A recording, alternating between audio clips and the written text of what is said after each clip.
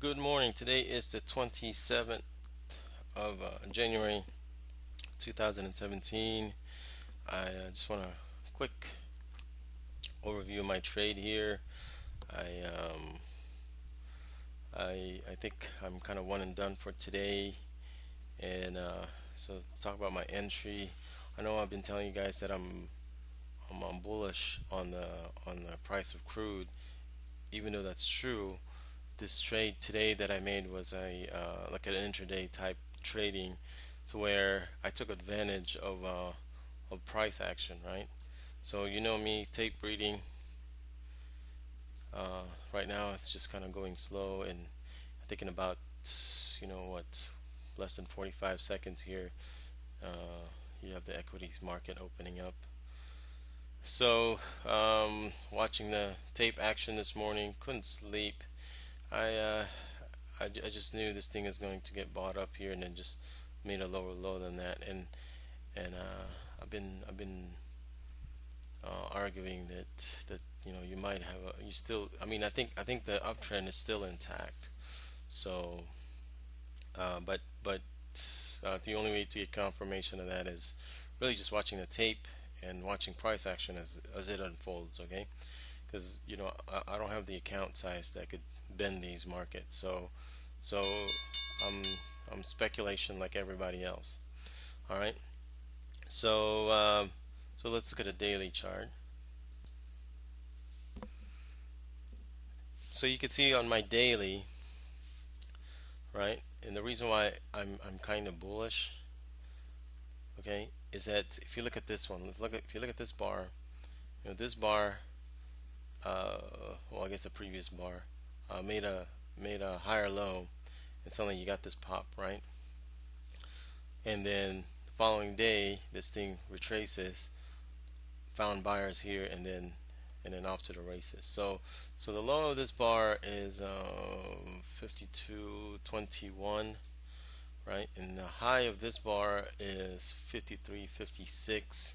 So you got a good, over like almost $1 move right there, right?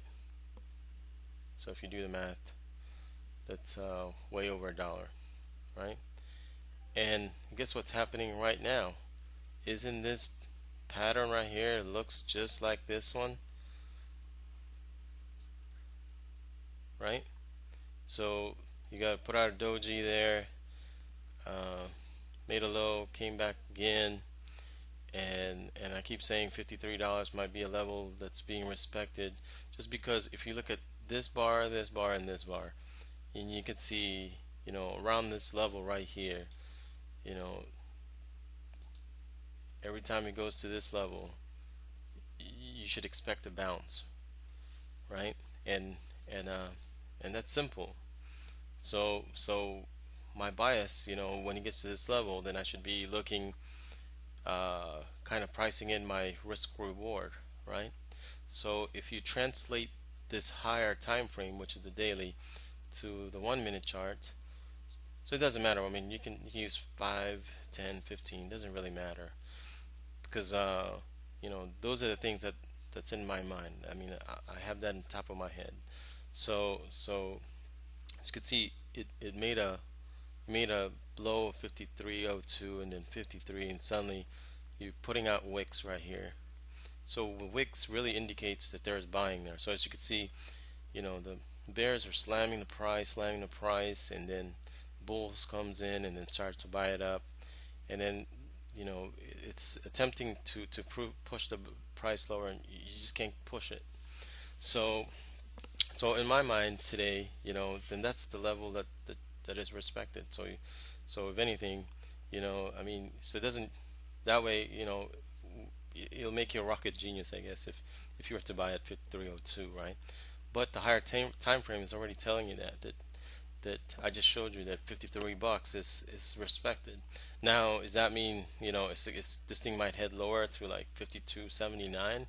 Sure, it can go down there and create transaction there, but comes Monday, next you wake up and the price has popped already. So, and some of these big boys right here are, you know, they're buying. They know their risk. They know their reward. If they're wrong, they get out, right?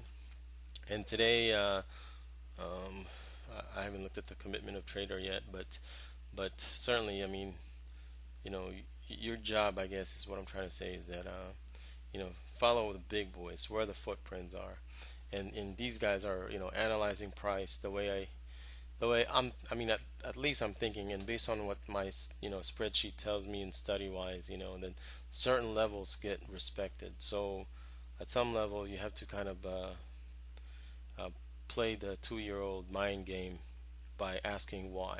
If you keep asking why things happen the way they work, then there's no doubt in my mind you'll get something. You'll get an answer.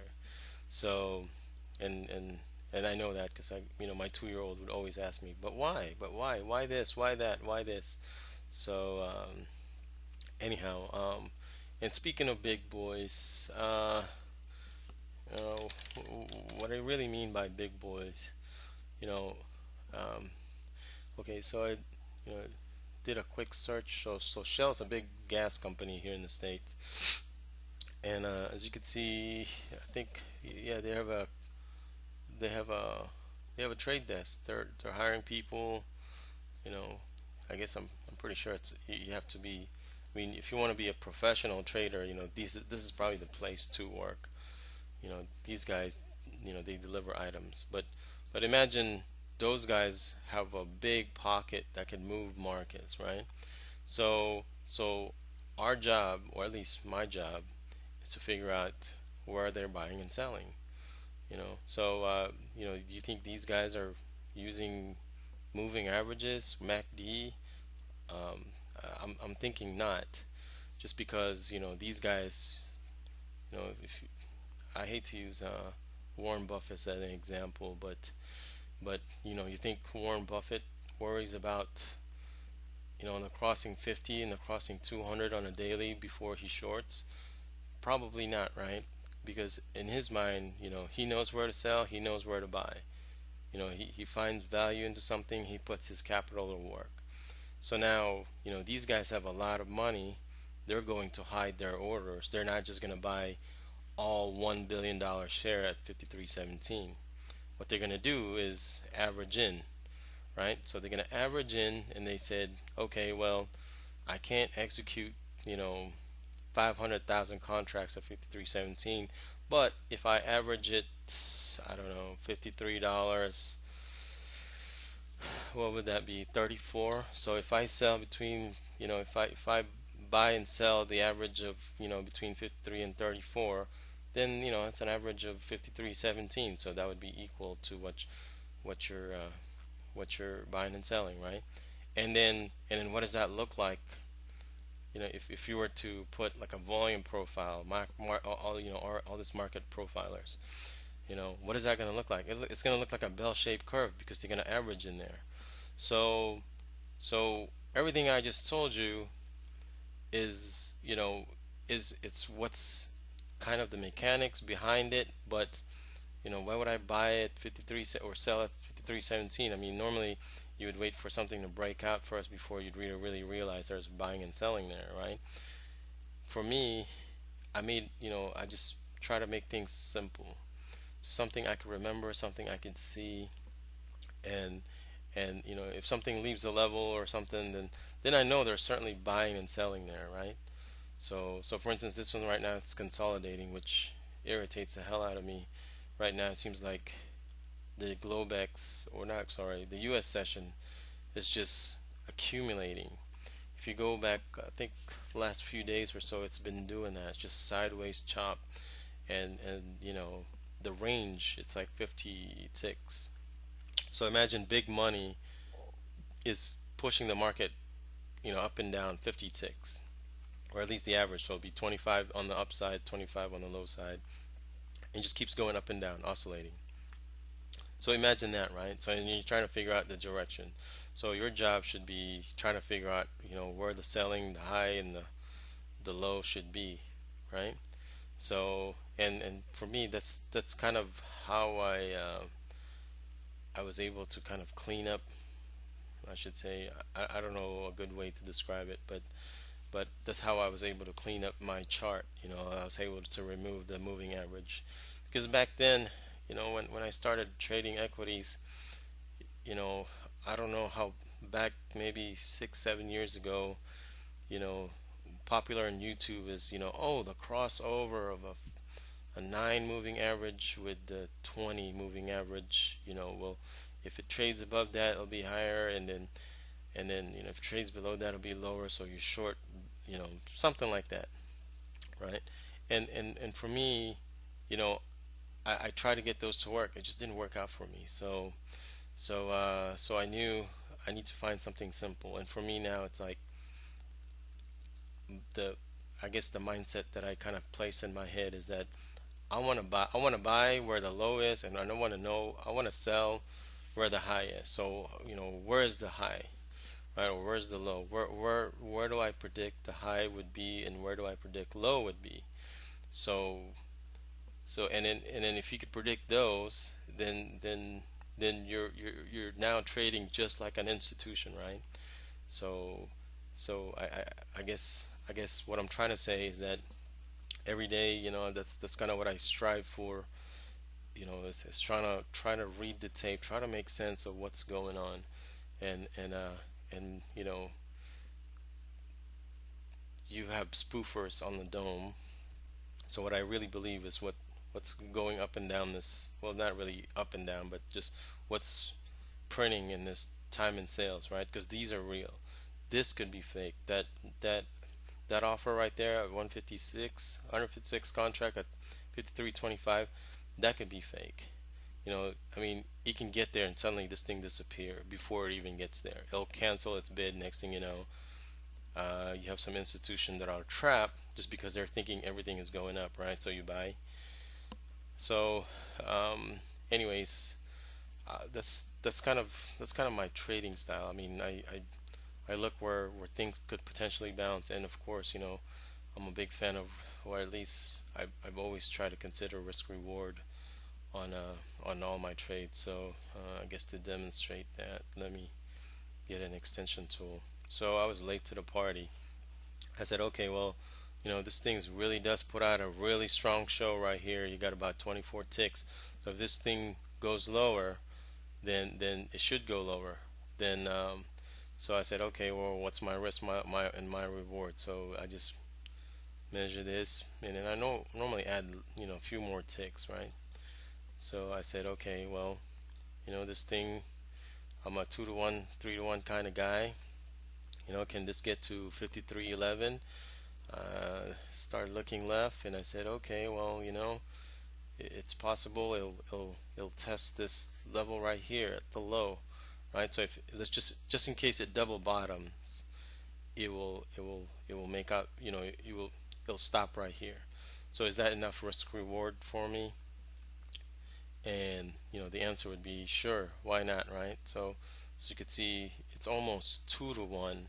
So would I take this trade if it breaks out to the upside? Because yeah, that's, I mean, I would always do it, even though if it becomes a loser, I'll always do it. I'll just keep taking the trade because I know the when my risk reward is intact in every trade that I take, if my risk reward is there, it's embedded to my trading, then the winners is going to take care of itself, and also the loser. So if you have losers, then the losers, if you have, even if you have less winners, you'll worst case you'll probably scratch for today. So anyhow, okay, well, I'm tired of talking. I'm just gonna keep watching this thing here. I'm not going to trade anymore. I think I'm done for today. I really do need to I bought a software package to kind of speed up my learning curve here, and what I've been doing lately is just I've just been collecting 1 minute data chart, and then what I'm doing is that I think I need to simulate, um, really I'm trying to convert my trading style to something more simple, that's something a computer could understand, and and me with engineering background. I mean, computers really, in reality, computers, I mean, it's stupid.